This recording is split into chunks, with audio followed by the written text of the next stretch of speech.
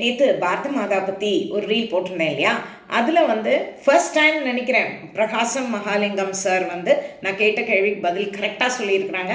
இதுக்கு முன்னாடி அவங்க எந்த கமெண்ட்டும் எனக்கு சொன்னதில்லை, லைக் கூட கொடுத்ததில்லைன்னு நான் நினைக்கிறேன். I haven't scene his name anywhere.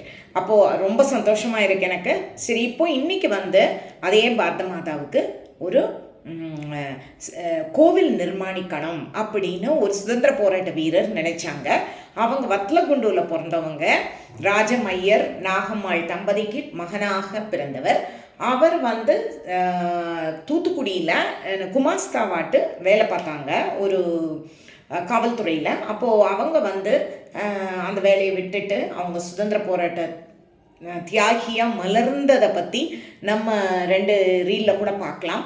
அவர் யாருன்னு நீங்கள் கரெக்டாக கெஸ் பண்ணுறீங்களான்னு பார்ப்போம். அவரை பற்றி மேலும் விவரங்கள் நாளைக்கு சொல்கிறேன். பாரத மாதா கோவிலை மறந்துடாதீங்க.